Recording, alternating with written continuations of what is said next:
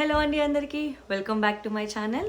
So ఇప్పుడే episode complete చేశాను అనమాట. ఎండ్ టు ఎండ్ మొత్తం చూశాను. ఫస్ట్ అయితే నేను డీమన్ పవర్ నేను కళ్యాణ్ గొడవ గురించి మాట్లాడతా. అసలు వాళ్ళిద్దరు గేమ్ స్ట్రాటజీ గురించి ఒకరికొకరు అరుచుకుంటుంటే రీతు గారు మధ్యలో దూరడం అనవసరం. ఏమైనా అంటే నేను కెప్టెన్ని వాడు నా కోసమే ఆడాడు అందుకే అని అంటుంది ఈమె. కానీ కళ్యాణ్ అక్కడ క్లియర్గా అదే అంటున్నా, వాడి కోసం ఆడట్లేదు, నీకు అదే నా బాధ, వాడి కోసం వాడు ఆడాలి, వాడి కోసం ఎందుకు ఆడట్లేదు అన్నట్టు కళ్యాణ్ పాయింట్ పెట్టడం అన్నట్లయితే తెలుస్తుంది అనమాట.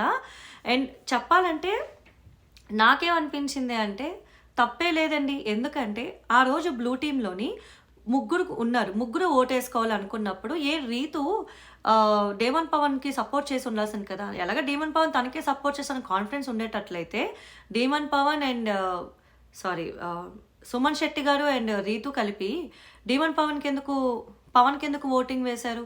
ఓటు వేసినప్పుడు తన పాయింట్స్ పెట్టకుండా గట్టిగా మాట్లాడకుండా బయటకి ఎందుకు వెళ్ళారు? అంటే ఎక్కడో రీతుకు కూడా అది ఉంది కదా, ఎక్కడైనా తను వస్తే కెప్టెన్ అయిపోతే తన పరిస్థితి ఏంటి, తిని వస్తే నేను ఆడలేనేమో అన్న ఆలోచన అయితే రీతుకు ఉంది. కానీ అది బయట పెట్టకుండా నా కోసం సపోర్ట్ చేస్తే తన మనసు ఎక్కడ మారిపోతుందో అని మరి ఆ పాయింట్ తీసుకొచ్చి అక్కడ ఆవిడ దూరాల్సిన గొడవల మధ్యలో ఉండాల్సిన అవసరం అయితే లేదు అని అనిపించింది.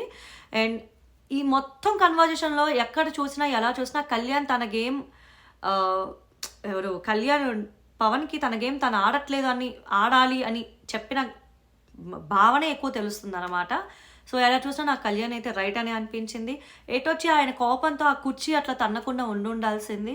ఎందుకంటే ఇప్పటివరకు కళ్యాణ్ క్యారీ అవుట్ చేసింది తనకు చాలా మంచి పేరు వచ్చింది. బయట కూడా తనకు తెలియదు ఎంత మంచి పేరు వచ్చింది, తనకి ఎంత ఫ్యాన్ బేస్ వచ్చింది అనేది పాప ఆ అబ్బాయికి కూడా తెలియదు. తను యంగ్స్టర్ కాబట్టి ఆ ఫోర్స్లో అతను వెళ్ళి ఆ కాల్తో తన్నాడు అని అనుకోవచ్చు.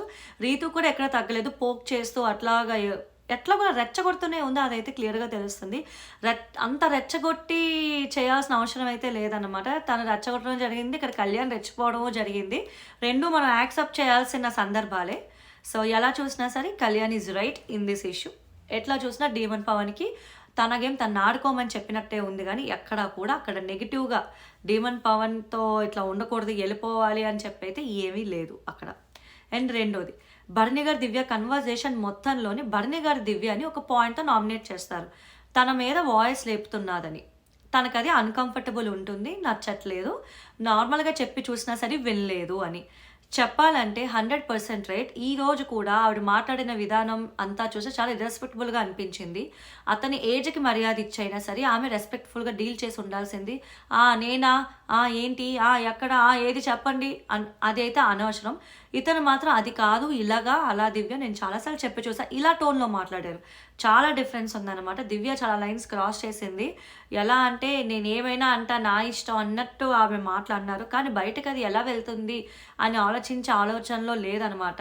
ఎవరి విషయంలోనైనా ఒకటికి రెండుసార్లు ఆలోచించే దివ్య భరణి గారి విషయానికి వచ్చేసరికి నేను ఇలానే ఉంటా, నేను నాలానే ఉంటా, నేను ఇలానే మాట్లాడతా అని ఆ కమాండింగ్ ఏదైతే ఉంటుందో అదైతే క్లియర్గా తెలుస్తుంది. ఈ రోజుతో అయినా సరే ఆపాలి. ఏమైనా లాస్ట్లో అంటే మీకు నచ్చకపోతే మనం మాట్లాడకండి, ఈరోజు నుంచి నాతో మాట్లాడద్దు అని అంటదనమాట. సో చూడాలి ఎంతవరకు అది వెళ్తుంది, మాట్లాడుతున్నారా లేదా అనేది కూడా చూడాలి ఖచ్చితంగా. And next Emmanuel nomination. Emmanuel వచ్చి తనుజాకి నామినేట్ చేస్తారు. రీజన్ ఏంటి అనేది నేను ఆల్రెడీ చెప్పడం జరిగింది. చెప్పానా? సరే ఒకసారి చెప్తాం, రీకాల్ చేద్దాం. నాకు గుర్తులేదు, తనుజాకి నామినేట్ చేశారు అంతవరకు తెలుసు. సో ఇమాన్యువల్ తనుజాకి చెప్పిన పాయింట్ ఏంటంటే, మొన్న అక్కడ సోఫాలో కూర్చొని అందరు నామినేట్ చేస్తున్నప్పుడు 12th వీక్లో నామినేషన్ పాయింట్ కదా, కెప్టెన్సీ టాస్క్ కింద ఎవరు అనర్హులు అని అడిగినప్పుడు నాతో పాటు ఒక నలుగురు వచ్చినప్పుడు నలుగురు మాటకి ఏమాత్రం గొడవ చేయకుండా ఊరుకొని నేను వచ్చి నువ్వు కెప్టెన్సీ టాస్క్లో అనర్హులు అని చెప్పి నా పాయింట్స్ పెట్టినప్పుడు నా మీద వాదించావు అని చెప్పి ఆయన చెప్పడం జరిగింది. That is right. ఇమాన్యువల్తో గొడవ పెట్టుకుని బన్నీ గారు చెప్పినప్పుడు ఏం మాట్లాడలేదు, డీమన్ పవన్ చెప్పినప్పుడు ఏం మాట్లాడలేదు, ఇంకొక సుమన్ శెట్టి గారు చెప్పినప్పుడు కూడా ఏం మాట్లాడలేదు. కానీ ఇమాన్యువల్ చెప్పినప్పుడును దివ్య చెప్పినప్పుడు మాత్రమే వీడు గొడవాడింది. దివ్యతో కూడా దివ్య స్టార్ట్ చేశారని అది వ్యాలిడ్, వాళ్ళిద్దరికి అప్పటికే పడట్లేదు. కానీ ఇమాన్యువల్ మీద అరవడానికి రీజన్ ఏంటి అనేది ఏంటంటే, ఇమాన్యువల్ ఎందుకు తన్నే చేయాలి అని తీసుకోలేకపోయిందేమో అని అనిపించింది. సో ఆమె వాదించుకున్నప్పటికీ కూడా వాళ్ళిద్దరు పాయింట్స్ పెట్టుకోవడం జరిగింది. మొత్తానికైతే ఇమాన్యువల్ క్లియర్గా కన్వే చేశాడు. అండ్ నెక్స్ట్ సంజన గారి నామినేషన్ అయితే సేఫ్ నామినేషన్ అండి. ఏంటి ఎవరు లేరు, తనకి కాంపిటీషన్ ఒక్క తనుజ అయినా, ఇంకెవరితోని ఏ పాయింట్స్ లేవు. అండ్ ఇమాన్యువల్ అయితే నేను అసలు నామినేటే చేయను. ఎందుకు నామినేట్ చేయరండి? ఆవిడ ఆ రెడ్ టీంలోని ఆవిడని ఫస్ట్ తీసేశారని చెప్పి నచ్చకే కదా, బాధపడే కదా, కోపంతో ఏంటి నా కోసం స్టాండ్ తీసుకో, ఇప్పుడు కూడా నువ్వు తీసుకోకపోతే నువ్వు ఇంకెప్పుడు తీసుకుంటావు అని చెప్పి ఆవిడ హర్ట్ అయింది, చెప్పడం జరిగింది. కానీ ఆవిడ వచ్చి మాట్లాడలేదు ఇమ్ముతోని, కనీసం ఇప్పుడు నామినేట్ చేయట్లేదు. కానీ ఇక్కడ ఇమాన్యువల్ ఎందుకు నామినేట్ చేయరు అని చెప్పి తనూజ అడిగినప్పుడు నేను చెయ్యను ఇమాన్యువల్, అదంతే నాకు అది కష్టం అని చెప్పి ఆవిడ చెప్పి నీట్గా ఎస్కేప్ అయినట్లు అనిపించింది. తనుజ కూడా ఎందుకులే ఈవిడతో మనకి ఎందుకని ఓకే అని చెప్పేసి అంటారు. తనుజకి దివ్యకి తనుజ నామినేట్ చేసుకొని మంచిగా ఇద్దరు బాండింగ్ని క్లోజప్ చేసుకోవడానికి దగ్గరికి తెచ్చుకోవడానికి ట్రై చేస్తున్నారు.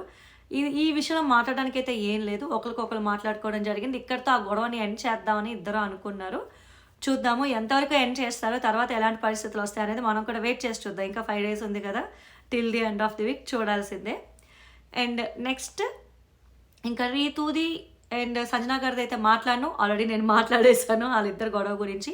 అపార్ట్ ఫ్రమ్ అంటే ఈ గొడవ కాకుండా అపార్ట్ ఫ్రమ్ దిస్, నాకు ఇమాన్యువల్ ఏదైతే స్టాండ్ తీసుకొని అది తప్పు అని చెప్పి సంజన గారి ముందు వచ్చి అది మీరు వెనక్కి తీసుకోండి, అది తప్పు, చాలా తప్పు, అలా ఒక అమ్మాయిని అనకూడదని చెప్పి ఆయన స్టాండ్ తీసుకున్న విధానం అయితే చాలా బాగా నచ్చింది. నాట్ ఓన్లీ ఇమాన్యువల్, ఇంట్లో వాళ్ళందరూ కూడా వచ్చి సంజన గారు వద్దు ఆపండి అని అన్నారు. చాలా బాగుంది, ఎవరు కూడా వదిలేదు, అమ్మో ఇలా చెప్పకూడదు తప్పు కదా అని ప్రతి ఒక్కరు వచ్చి దట్ ఈజ్ ఏమంటారు సో నైస్ ఆఫ్ దెమ్ అని చెప్పాలి. ఈ విషయంలో అయితే చాలా ఎథికల్గా వెళ్ళారు. అండ్ నెక్స్ట్ నేను ఇంకొక నామినేషన్ ఎవరి గురించి నాకు ఇంట్రెస్టింగ్ అనిపించింది అంటే సుమన్ శెట్టి తనుజ గారి మధ్య డిఫరెన్సెస్ స్టార్ట్ అయ్యాయి. ఇద్దరు ఎలా అంటే ఒకరికొకరు మాటలకు కూడా వదులుకున్నారు. ఎట్లా అంటే నువ్వే ఏడుస్తావు, నువ్వు మీరే అలుగుతారు, నువ్వే ఏడుస్తావు అని చెప్పేసి ఇద్దరు మాటలు అనుకున్నారనమాట. అండ్ సుమన్ శెట్టి గారు పెట్టిన పాయింట్ అయితే కరెక్టే, లాస్ట్ వీక్ మనం గెస్ట్ చేసి మనం అనుకున్న పాయింటే పెట్టారు. కానీ తనుజ ఉద్దేశం బట్టి ఎలా అంటే నేను కదా సపోర్ట్ చేస్తాను ప్రతిసారి సుమ్ము అని చెప్పేసి అన్న ఆలోచనలో ఆవిడ ఉంటారు. మొత్తానికైతే డిఫరెన్సెస్ స్టార్ట్ అయ్యాయి. అది ఫ్యామిలీ మెంబర్స్ వచ్చి చెప్పడం వల్ల స్టార్ట్ అయ్యిందా, లేదా ఆ టాస్క్లో పోయినందుకు ఆయన తీసుకోలేకపోయారా అన్నదైతే మనం వెయిట్ చేసి చూడాల్సిందే. మాట్లాడలేదు కానీ నేను మాట్లాడాను అని చెప్పేసి వాళ్ళిద్దరు అనుకుంటారు. కానీ చెప్పాలంటే సుమన్ శెట్టి గారు మాట్లాడడానికి రాలేదు. తనుజతో రేషన్ మేనేజర్ కింద ఆయన మాట్లాడడానికి ఆ సిచ్యువేషన్ తర్వాత వెళ్ళడం జరిగిందనమాట. సో నామినేషన్స్ అయితే ఫైర్లా వెళ్ళాయి. మ్యాక్సిమం నామినేషన్స్ అయితే తనుజ గారికి పడ్డాయి. తనుజ గారి చుట్టూ భూమి గుండ్రంగా ఉందన్నట్టు తనుజ గారి చుట్టూ ఉండే నామినేషన్స్ అని తిరుగుతున్నాయని చెప్పుకోవచ్చు. కానీ ఈరోజు ఎపిసోడ్ అయితే కళ్యాణ్ గారికి విన్నర్ చేసే ఎపిసోడ్ అని విన్నర్కి దగ్గర చేసే ఎపిసోడ్ అన్నట్లే నాకు అనిపించింది.